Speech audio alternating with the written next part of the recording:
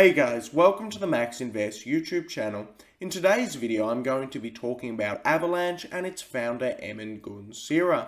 Emin is one of the most impressive people in the blockchain space.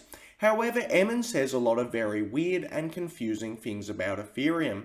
In this video, I want to unpack exactly what Emin's saying, talk about the technicalities of some of these things, and discuss why I think he is spreading a lot of FUD. In this video, I'm going to try to be as unbiased as I possibly can, so I hope you appreciate my perspective. If you do think I'm being too biased, it would be good to type a comment down in the comment sections below so I can check some of these out. Regardless, if you enjoy the video, remember to like and subscribe to the channel, follow me on Twitter, join the Discord, and remember, nothing in this video is financial advice. The first thing to talk about is that Emin has a pretty impressive resume. Essentially, he started in 2002 looking at digital peer-to-peer money, and he entered crypto in around 2010 to 2013. I couldn't find the exact date, however he does have crypto tweets dating back to 2013. He also founded Avalanche a bit later, and Avalanche is one of the biggest smart contract blockchains right now.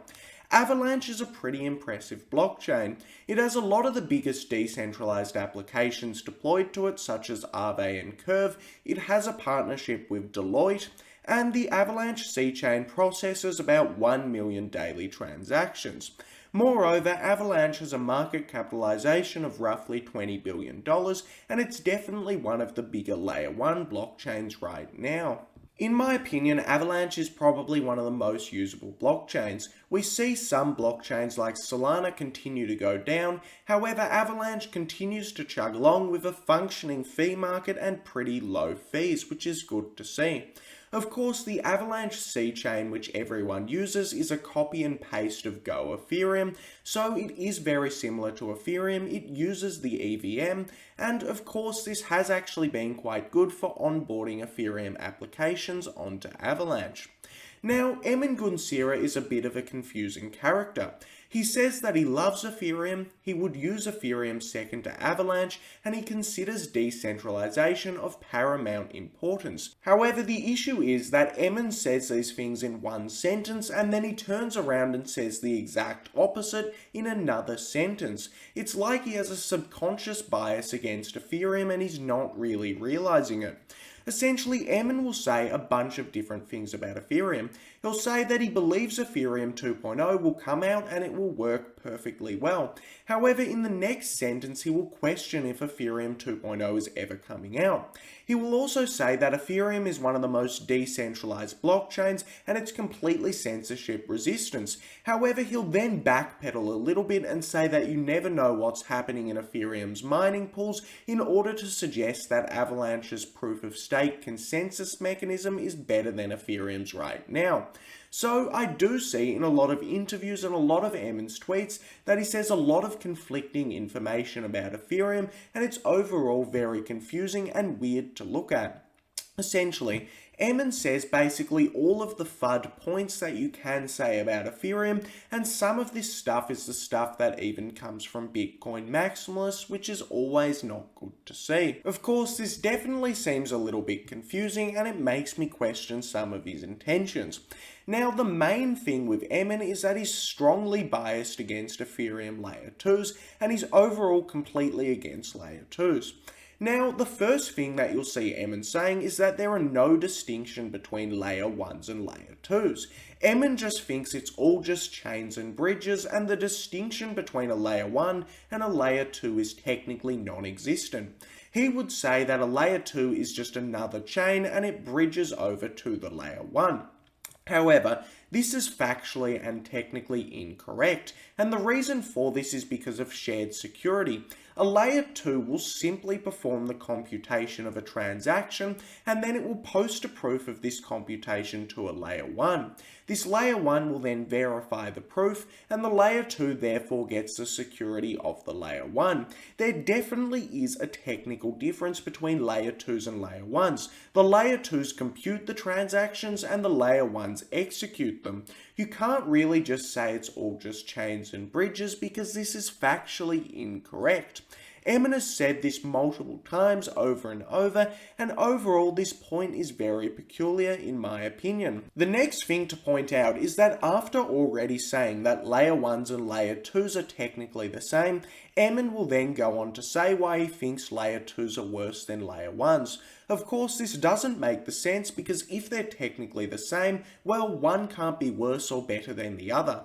However, Emin then goes on to say that the problem with layer 2s is that most of them are centralized. And of course, this is a good point.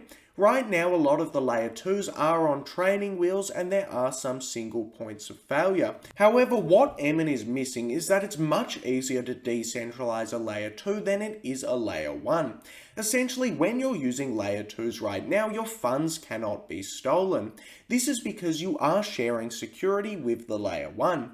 What can happen is the sequencer on the layer 2, which batches the transactions and posts them to the layer 1, can censor your transactions. Of course, what this means is you need to work on decentralizing the sequencer. Arbitrum 1 have already made plans to do this, and they have said they're going to use Chainlink to do this. So it's not too difficult to actually decentralize the sequencer. On the contrary, with a layer 1 protocol, you need to decentralize the entire validator set, and this is significantly harder. This is why Ethereum and Bitcoin are probably the only decentralized layer 1s right now, and Avalanche really isn't that decentralized. Of course, the layer 2s already share security with the layer 1, and in my opinion, layer 2s are already a lot more robust than the majority of layer 1s out there, so I don't think that this is that good of a point by Emin, and if Emin does think that there's technically no difference between a layer 1 and a layer 2, well then this point doesn't really hold up anyway. Now, another thing that Emin says is a layer 2 is parasitic, and it will one day issue its own coin. However, I do think that this is missing Ethereum's value proposition a little bit. Layer 2s will always need to pay fees to the Ethereum layer 1. This is because every time layer 2s submit proofs of their computation to the Ethereum layer 1, they'll need to pay a fee to do this, so there always is that fundamental value.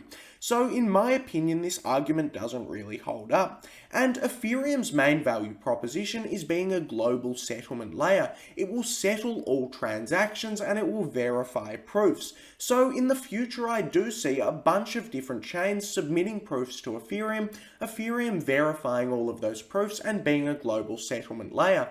In my opinion, the value proposition for a global settlement layer is absolutely massive. This is because there is going to need to be a consensus token to this settlement layer. People will be staking right at the bottom. Ethereum is going to be the native coin issued by this settlement layer, and overall I don't really buy the layer 2 is parasitic argument. So Emin does spread a lot of weird messages about layer 2s. He says a lot of conflicting views, and if you're trying to actually look at what he's saying, it is very confusing to the average user. Now, the next thing that I've never liked about Avalanche, and I did make a video on this, is how Avalanche has deceptive marketing. Essentially, what Avalanche say is they have a revolutionary new consensus mechanism that allows them to do 4,500 transactions per second. Now, they say this everywhere and everyone in the community believes this, however, this is completely untrue in every single way. Avalanche advertises a leaderless consensus mechanism, which means nodes don't actually need to vote between each other, which brings down the cost of communication and hypothetically increases the transactions per second. However, Avalanche have 3 different chains. They have the Avalanche C chain, the Avalanche P chain, and the Avalanche X chain. The new consensus mechanism is for the Avalanche X chain, which nobody is using right now because it's not functioning very well whatsoever. So already Avalanche are lying because they're talking about something in the future. You can't claim that you're doing 4,500 transactions per second today when this is a future-based system. So this is already one bit of deceptive marketing. And the Avalanche C chain is the main chain that's used by Avalanche, and this is essentially a fork of Go Ethereum, which means it's basically a copy-paste of the Ethereum network. And the only reason why Avalanche transactions are cheaper than Ethereum right now is because the Ethereum state, all of the history in Ethereum is much larger than Avalanche, so Ethereum is a bit more expensive than Avalanche is right now, an issue that will not be solved by what Avalanche is currently doing. As we can see, Emin says that he keeps hearing people tell him that Avalanche will one day be as slow as Ethereum. However, Emin goes on to say that this is not the case because of Avalanche's breakthroughs in consensus and bridging. Now, in my opinion, consensus really is not a bottleneck, and there is actually a lot of empirical evidence for this. The reason that Ethereum's fees are so high is not due to consensus, it's due to state bloat, and this is the same for any chain that really has a functioning fee market such as Avalanche and the Ethereum network. So, as you can see, a lot of Ethereum people think the same way, and Avalanche's leaderless consensus mechanism will probably not make any difference regardless. The below post shows a perfect example of how Emin argues in an extremely disingenuous way. Emin says that ETH maxis will say consensus is not the bottleneck. However, Emin then goes on to say that Vitalik will pick chain parameters with consensus as the bottleneck. And this is a post below of Vitalik talking about Ethereum's transition to proof of stake and how it's going to reduce block times by a very marginal amount. Essentially, what Vitalik is saying here is that with Ethereum's transition to proof of stake, blocks will arrive evenly once every 12 seconds. However, with Ethereum's current proof of work consensus mechanism, blocks arrive a lot more randomly, so overall proof of stake is going to be a big improvement in latency. However, what Emin is missing here is that there are two different types of speed. One type of speed is called latency and another type of speed is called bandwidth. Bandwidth essentially refers to the amount of transactions per second a chain can do, and latency refers to block times. When most people are talking about speed and consensus and state bloat as a bottleneck, they're talking about transactions per second. What Emin is saying is he's saying that Avalanche's revolutionary consensus mechanism is going to increase Avalanche's TPS to 4,500 TPS. He's not actually talking about latency. However, Vitalik is saying that consensus will improve latency, however it will not improve transactions per second.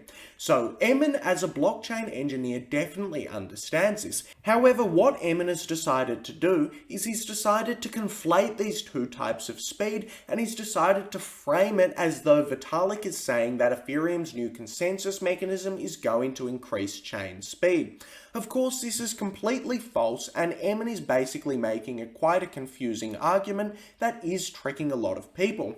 Now, this was so disingenuous that it actually warranted a response from Vitalik.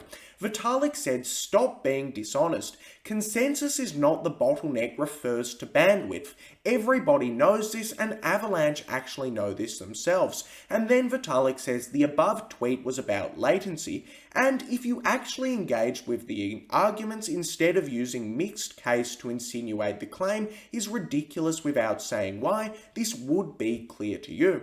So as we can see, Emin is arguing in a very weird fashion, a very disingenuous fashion, and Vitalik is calling himself out for it. Now, Vitalik did actually manage to ratio Emin here, and I do think this is because Vitalik is making a much more rational argument. Another thing to point out is that Vitalik hardly ever responds to anyone on Twitter. He never engages in Twitter debates. However, it just shows how dishonest Emin's tweets were to actually warrant a response from Vitalik. This is another thing that I want to point out between the two founders. Emin probably spends roughly 15 to 24 hours per day arguing on Twitter, whereas Vitalik doesn't spend much time on Twitter at all. You can very easily get Emin to respond to you on Twitter, and he's willing to sit there and argue with anyone all day instead of building Avalanche, which I do find very, very peculiar. Now, in the last part of the video, I do want to specifically talk about how Avalanche plans to scale and why I don't think this is a good choice to scalability, and I'm going to be pretty brief. Now, the first way in which Avalanche have said that they plan to scale is they're going to be using subnets. Essentially, a subnet is basically a different network with a different set of validators that stake Avalanche, and they try to share a bit of security with the Avalanche network. This is kind of like a layer 2, but there are some key differences. A subnet is going to use its own set of validators and do its own execution, and they're going to stake Avalanche to stay connected to Avalanche. In my opinion, subnets are probably relatively useful as they allow individuals to run their own VM, and they allow individuals to basically comply with regulatory standards and do a bunch of different things. However, I don't think subnets are some massive breakthrough, and overall I think that they are inferior to layer 2s. Layer 2s doing the computation and posting it to the blockchain is a lot better than subnets in my opinion, and I don't think that this is the best approach to scalability.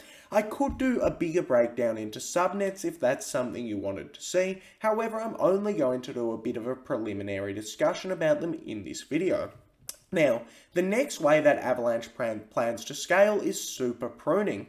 I do see Kevin and Emin talking about super pruning quite a lot from Avalanche, however the issue is I have no idea what super pruning is. I can't tell if it's some sort of historical state expiry or statelessness, and the reason for this is because there's no research and information on super pruning. Believe me, I have tried to figure out exactly what it is, but it is too difficult right now, which definitely is something I'm quite concerned about as they do talk about it quite a lot. Regardless, all pruning is it's a way of dealing with a chain's state bloat which Ethereum has plans for.